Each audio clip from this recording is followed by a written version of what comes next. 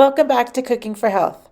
Joining us today is Fallon Bader with a pecan and pumpkin dukkah as part of our Healthy Fats and Nuts series. Hi there, today's recipe is going to be all about nuts and seeds. And the recipe we're making is called dukkah, which is a popular Middle Eastern recipe that uses a blend of nuts, seeds, and different spices and herbs, and it's really delicious. So let's get into it and I'll talk about it as we go along. So the first thing we want to do is actually heat a pan to medium-low heat. And then we're going to be using pecans as our nut. So you need about like a heaping fourth of a cup. Heaping just means you can do a little bit over. And then for our pecans, we actually want to give these a nice chop until your pecans get on kind of the smaller side. I'll show you what that looks like. But for this recipe, you can really use any type of nut that you like. As pecans grow in New Mexico, I thought it would be a fun nut to use. But you could use pine nuts here, hazelnuts, almonds, walnuts, really anything. And it's kind of fun to mix up the different nuts that you use. And pecans have a really nice kind of like neutral, but also they've got a nice buttery flavor, and they're full of protein and fiber and different minerals like magnesium. They are just a really great nutritious food to incorporate into your diet. Okay, so I've gotten them into kind of like some small bite-sized pieces, and I'm going to put them right on into my pan. And you want, the pan is dry, you don't want to actually add any sort of like oil or fat. We're gonna dry toast the pecans, and this is going to really just bring out some extra flavor in the pecans. You don't want to get them super brown, but just a nice light toast really brings out some nice flavor. Okay, next we're going to add some pumpkin seeds.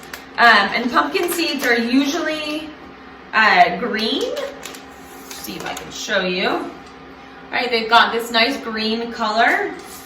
And you want to get raw pumpkin seeds for this, because we're going to also toast them with the pecans. And when you toast pumpkin seeds, they kind of puff up. And they release some of their oil, so they'll really kind of take on all the spices that we're going to add into our dukkah here. All right, then next we're going to add some sesame seeds.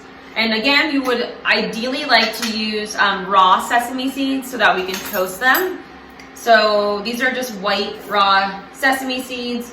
I'm going to add 2 tablespoons into our pan here, and then I'm just gonna stir this and let it toast for a couple of minutes. Again, I'm on a medium-low heat, and we just want to cook this until it gets a little bit kind of light and toasted. Probably just another 2 minutes. All right, so it's been about 2 minutes, and you can see things are starting to get a little bit golden, and it should smell really nice and fragrant. That is a good sign that things are toasting. So now we're going to add our spices. And first we're going to add some coriander, about 1 teaspoon. And coriander is the seeds of the cilantro plant ground up. So they add some nice earthy kind of fruitiness. And then next we're going to add 1 teaspoon of cumin. Cumin is also really nice and earthy. And then next we're going to add a half of a teaspoon of oregeno, which is really nice and herby and just adds some really nice kind of brightness in there. And then last we're going to add 1 or half of a teaspoon of regular paprika, and paprika is just dried red pepper, so it's going to add some really nice sweet kind of flavor and a nice red color. Oh, and then there's one more thing. We're gonna add just 1/4 teaspoon of salt. And that's it. And then we're just gonna give this a really good stir and let this go for about another 2 minutes, and the spices will get a chance to kind of bloom and cook. And oh my gosh, it smells really, really delicious.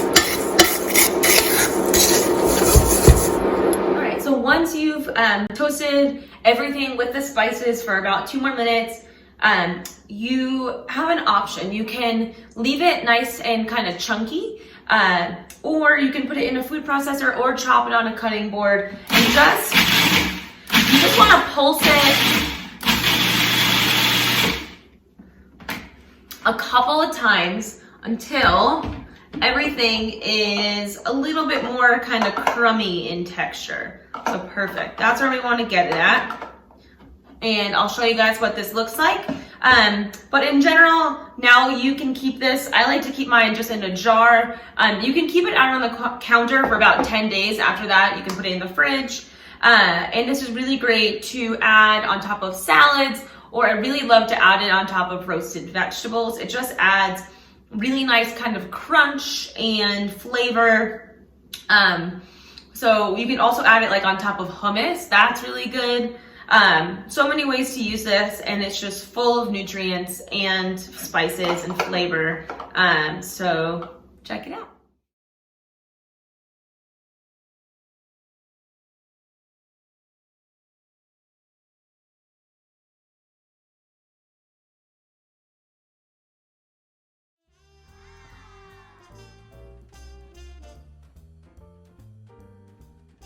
Cooking for Health,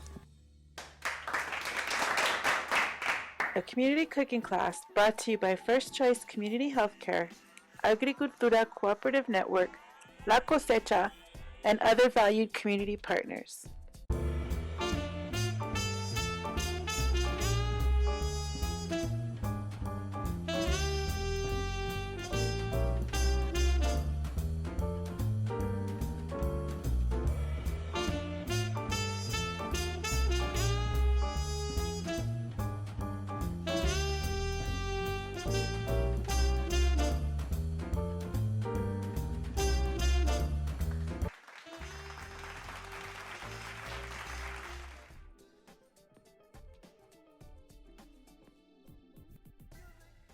Thank you for watching.